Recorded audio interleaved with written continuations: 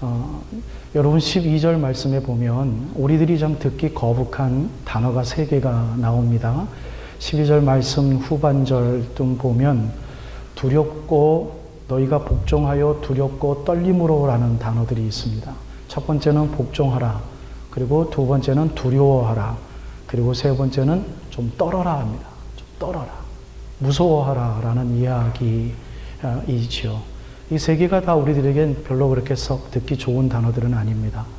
복종하다라는 말 자체가 기분 나쁜 용어고요. 두렵다라는 말 자체가 우리들에겐 좀 있지 않았으면 하는 감정 중에 하나이죠. 여러분, 두려움은 어떻게 살겠습니까? 뭔가가 두려우면 어떻게 살겠어요? 만만해야 살죠. 예, 만만해야 살죠. 그런데 두렵다라는 것은 내가 작아지는 거고 무서운 거거든요. 그런데다가 좀 떨며 살라라는 겁니다. 여러분, 하루 종일 어떻게 떨면 살겠어요? 요즘 이렇게 우리가 스트레스가 많은 세상에서 어떻게 떨면서 살겠어요? 여러분, 그런 경우들 있습니까? 자녀들이 갑자기 열이 팔팔 오를 때 20대 말이나 30대 초에 첫 아이를 가진 부모의 마음, 여러분들 혹시 기억하십니까? 애가 막 우리 여기 미국 온도로 말하면 101도, 102도, 심지어 103도까지 오를 때 항상 몇 번이고 있지 않습니까? 1년에 한두 번씩은 다 그러고 자라지 않습니까? 오히려 많은 애들은 뭐 몇 달에 한 번씩이라도 열이 막 오르면서 자랐던 아이들 키워본 우리 부모님들 다 있으시잖아요. 그럴 때 떨려요, 부모들은. 아무것도 아닌데 떨려요. 예, 의사한테 전화하거나 미리 오면 뭐 2, 3일 지나면 괜찮습니다라고 말을 하지만 부모는 그 순간이 떨려요. 애들이 어떻게 잘못될까. 그래서 뭐 수건에다가 물 묻혀서 애를 그냥 전신을 다 물 마사지를 해주고 그러지 않습니까? 그래서 99도, 100도 좀 떨어지면 그때서야 좀 떨림이 좀 적어지면서 안도하면서 한두 시간 잠시 또 잠을 또 청하다가 그리고 두세 시간 또 있다가 또 열 재보면 또 100일 또 오르면 또 떨리면서 이 열 때문에 죽겠다 이러면서 아이를 키워보지 않았습니까? 여러분, 우리가 사랑하는 관계가 되어진다면 그 사랑하는 관계의 대상이 되어지는 사람이 우리들에게 뭐고 심각한 걸 요구를 할 때나 또는 그 관계 속에서 내가 그분에게 떳떳하지 못할 때 우리는 떨림을 갖습니다. 즉, 뭔가 복종하고 두렵고 떨린다라는 단어들은 나에게 친밀한 관계가 있음을 뜻합니다. 아주 친밀한 관계예요. 내가 그 상대를 떠나서는 살 수 없는 거예요. 수시로 만나는 사람들이어야 되고요. 만나서 항상 밥을 먹어야 되는 관계고요. 아무리 싫은 일이 그 관계 속에서 벌어져도 참아야 되는 관계 속에서 생겨지는 단어가 서로 순종하고 존경하고 또 두려워해야 되고 내가 잘한 것이 없을 때는 떨어야 됩니다. 떨리는 관계예요. 그게 진정한 사랑의 관계이죠. 저는 첫째 아들 형우를 키우면서 형우한테 가장 미안했던 경우들이 조금 몇 개 있지만 그 중에 한 개를 짤막하게 소개해드리고 이 두렵고 떨림의 단어를 좀 떠나겠습니다. 몇 학년 때인지는 잘 기억이 나지 않는데 형우에게 첫 번째 안경이 하얀색 태의 안경이었습니다. 그 안경 태와 함께 뭔가 제가 계속 뭔가 아주 타이트하게 교육을 시킬 때였었던 것 같아요. 아이가 어디 1박 2일 동안 학교에서 무슨 모임 때문에 캠핑인가 무슨 음악 캠프인가 떠나게 되었습니다. 근데 우리 형우가 그때에는 디지털 카메라가 귀중할 때였습니다. 이 스마트폰이 나오지 않았을 때였어요. 지금은 뭐 디지털 카메라 쓰는 사람이 거의 없지 않습니까? 스마트폰 카메라 펑션이 너무 좋아서 디지털 카메라를 가족 사진을 찍기 위해서 조그만 거 하나 큰 돈 들이고 샀었던 것으로 기억이 납니다. 그거를 좀 가져가면 안 되겠냐는 거예요. 가져가라라고 그러죠. 왜? 사랑하니까. 아들이 원하니까. 뭔들 못 주겠습니까? 그리고 내가 믿는 아이니까. 좋습니다. 그런데 올 때 그거를 잊어버린 겁니다. 잊어버린 거예요. 그리고 집에 올 때 나중에 엄마를 통해서 저희가 들었는데 그 잊어버린 것을 안 순간부터 애가 스트레스를 받은 거예요. 그게 뭡니까? 바로 두렵고 떨리는 마음이죠. 누구한테 혼날까봐? 아빠한테 혼날까봐. 워낙 아빠가 인텐시브하게 교육을 시켜나와가지고 별의별 잔소리를 들을 걸 생각을 하니까 두렵고 떨리는 거죠. 그래가지고 집에 와서 아빠한테 얘기도 못하고 집사람 엄마한테 얘기를 해서 엄마가 저한테 얘기를 한 거죠. 그 후로 제가 형우한테 별로 야단을 치질 않은 것 같아요. 저는 그땐 쇼킹했었습니다. 저의 마음은 중요하지가 않지만 요 예화의 맥락에서 왜? 형우라는 아들이 아빠라는 사람을 사랑을 하고 믿고 배움을 받은 게 있기 때문에 내가 또 잘못했구나, 또 혼나겠구나 라고 생각하니까 두렵고 떨리는 겁니다. 사랑의 관계가 있어서 그래요. 징계의 관계가 있고 용서의 관계가 있기 때문에 그렇습니다. 만약에 용서라는 것을 그 아이가 몰랐다면 집에 들어오질 못하죠. 가출해야죠. 용서받지 못할 짓을 했다면. 하지만 혼날 것을 알지만 아빠니까 용서해 줄 줄 알고 집에 토박토박 아무 선택이 없이 들어온 거죠. 여러분, 하나님과 우리와의 관계가 그런 거 아닐까요? 여러분, 그러한 순간을 매번 즐기십니까? 그 순간을 즐기시길 주님의 이름으로 여러분 간곡히 부탁을 드립니다. 우리가 하나님을 사랑하고 하나님을 믿는다면, 그리고 그분의 용서하심을 끊임없는 용서를 우리가 믿는다면 우리는 하나님 앞에 다가갈 수밖에 없습니다. 그러나 무슨 마음으로? 두렵고 떨리는 마음으로 다가가는 겁니다. 왜? 매번 혼나니까. 하지만 무조건적으로 믿는 게 뭐가 있습니까? 내가 갈 곳은 아버지 집밖에 없어. 그리고 용서해 주실 거야. 그거밖에 없는 거죠. 우리 하나님은 다 용서해 주세요. 정말이에요. 그런데 훌륭한 크리스찬들에게, 성장하는 크리스찬들에게 요구하는 게 뭐냐면 복종하라, 두려워하라, 떨리는 마음을 가져라.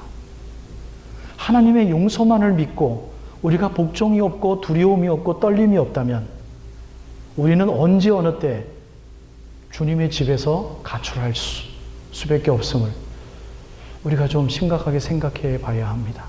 그래서 오늘 사도 바울은 빌립보에 있는 교회들에게 편지를 쓰면서 그 다음의 단어를 이렇게 추출해냅니다. 너희가 항상 복종하여 두렵고 떨림으로 너희 구원을 이루라라는 거예요. 이 말 맥락에는 한국의 우리 번역에는 마치 우리가 구원을 우리의 힘으로 이루는 것처럼 오해받을 수 있지만 전혀 그런 맥락은 아닙니다. 주님께서 구원을 선물로 주신 분들은 분명히 구원을 받습니다. 근데 그건 하나님이 보시는 눈이죠. 우리는 몰라요.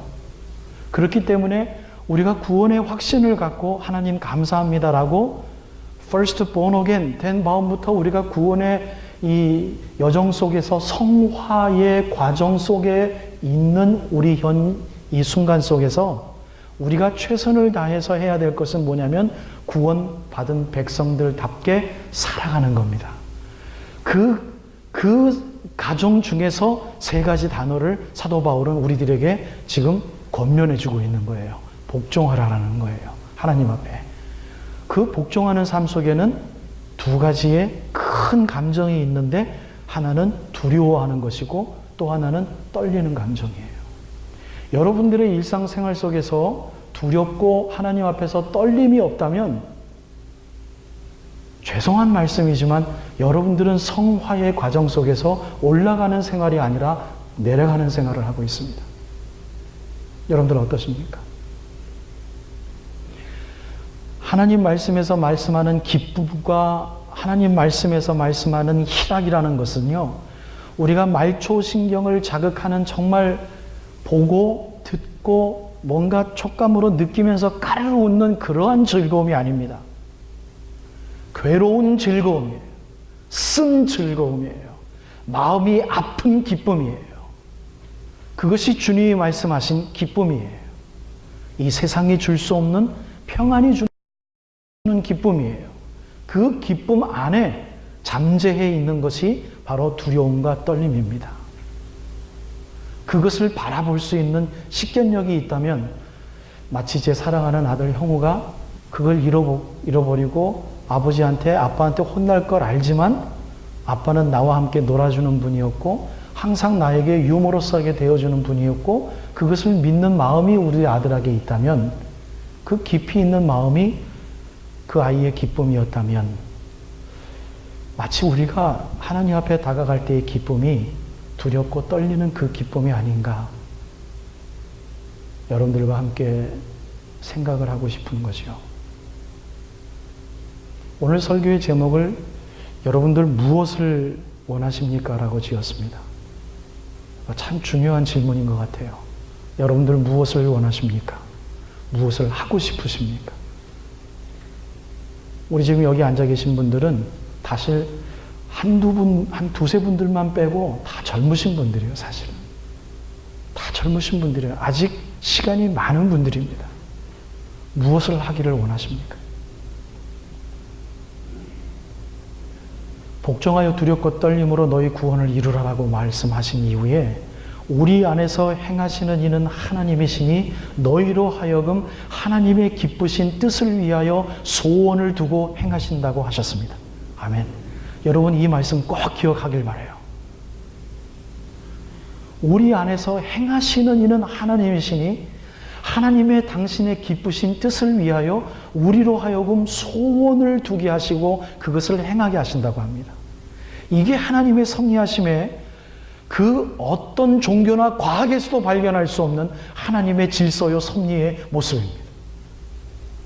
하나님의 일하심은 당신이 하시는 게 아니라 우리로 하여금 행하게 하신다라는 거예요. 그런데 우리로 하여금 소원을 다는 What do you want for your life? What do you want to do for your life? 이런 거죠. 아주 인간적인 질문 아닙니까? 그런데 그 가운데 하나님의 기쁘신 뜻을 위하여 우리로 하여금 What do you want? 하고 물으시는 거죠.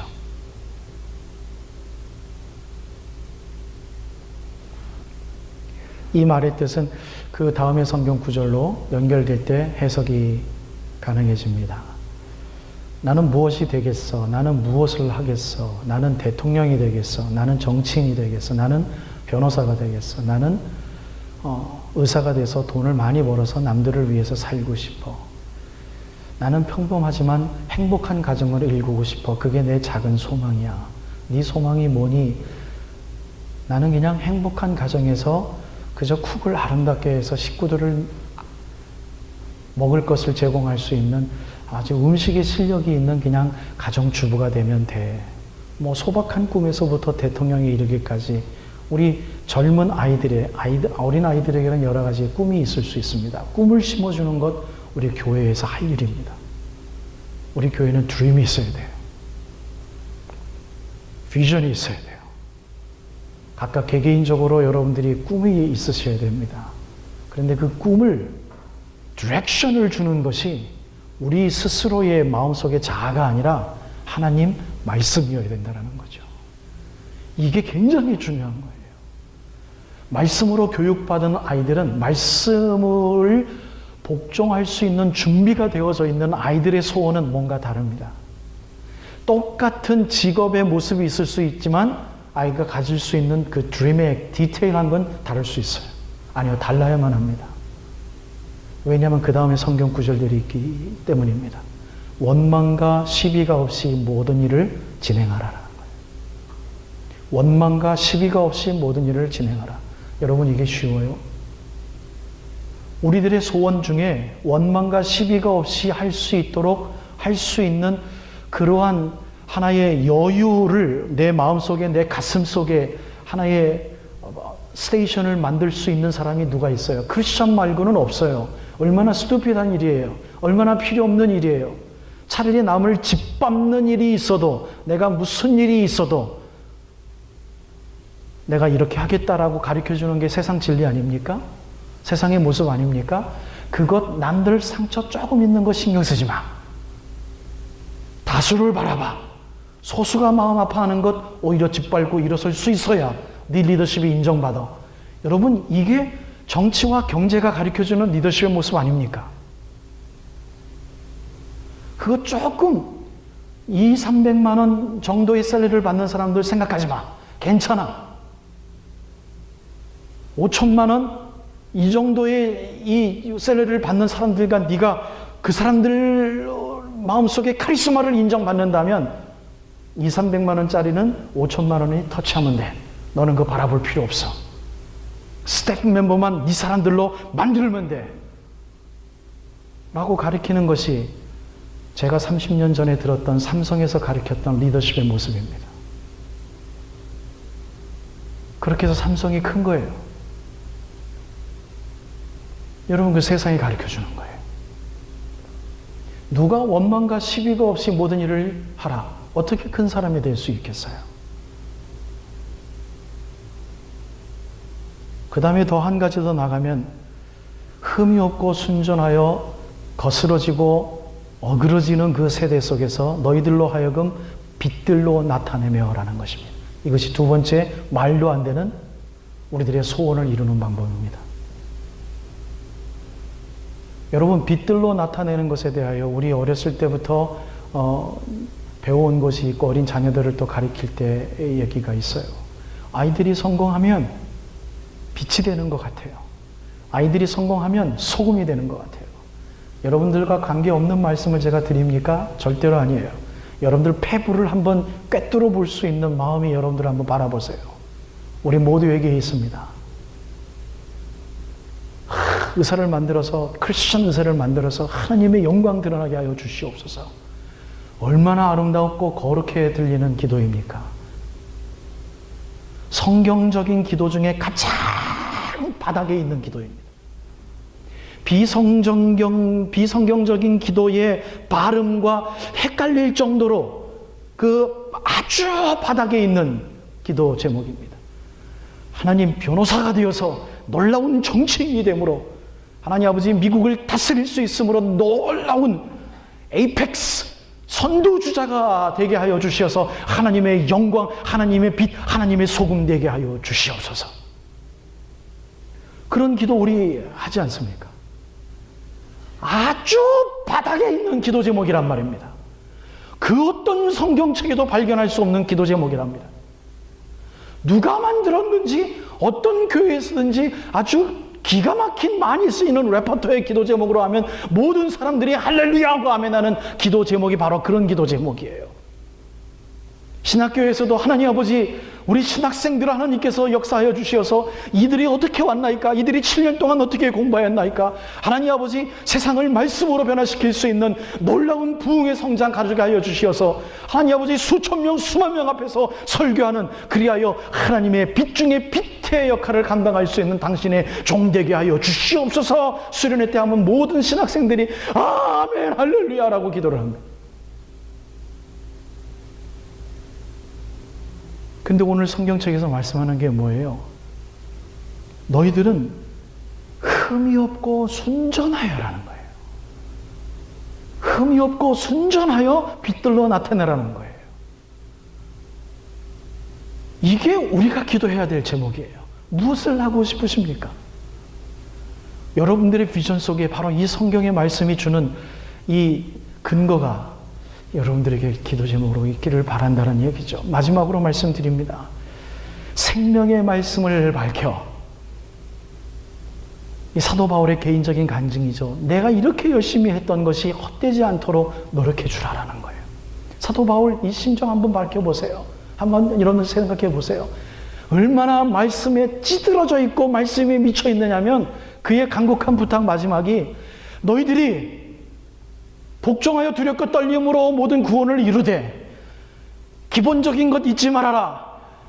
모든 하나님께서 우리들에게 소원을 두고 행하게 하시는데 하나님의 기쁘신 뜻을 위하여 소원을 두고 행하게 하시는데 첫 번째, 그러려면 원망과 시비가 없이 하라. 두 번째, 이 어지르고 썩어가는 세대에서 순전하여 흠없도록 노력하라.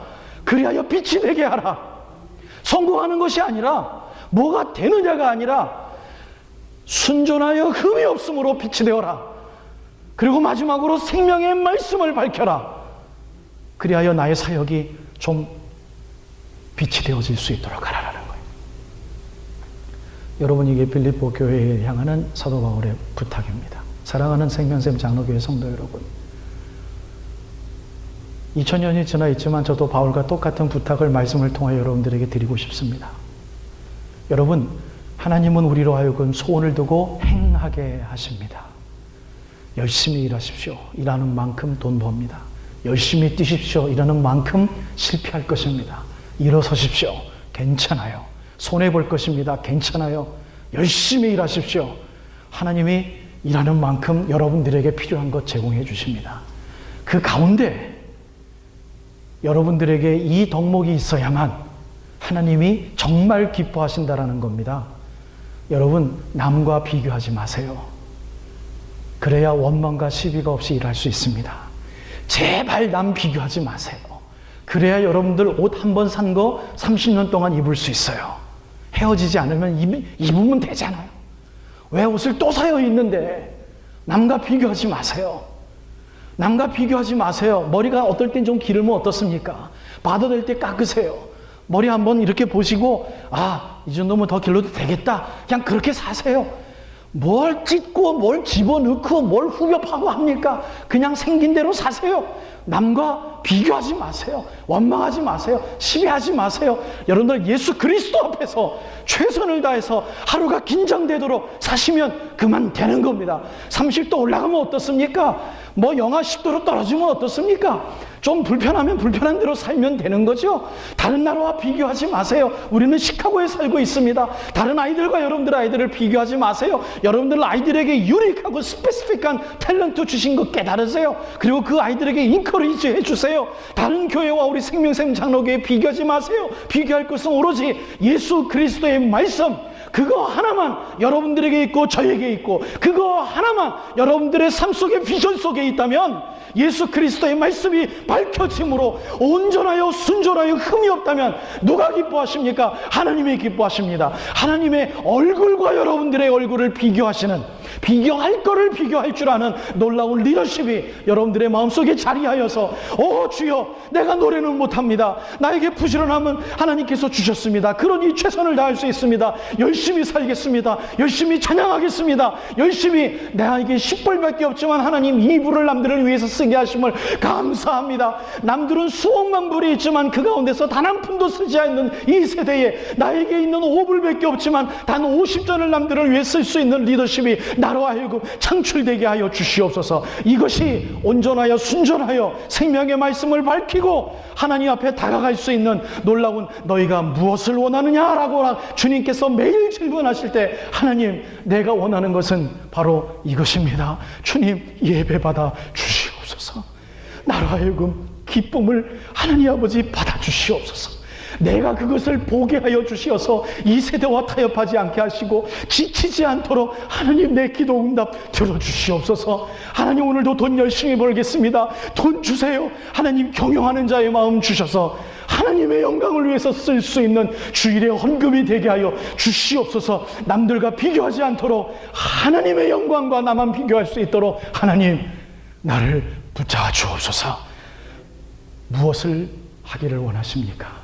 하나님의 보이지 아니하는 영광 발견할 수 있는 여러분들의 하루하루의 처절한 예배의 배틀필드, 전쟁터에서 승리하실 수 있는 여러분들 되시길 주님의 이름으로 축복드립니다.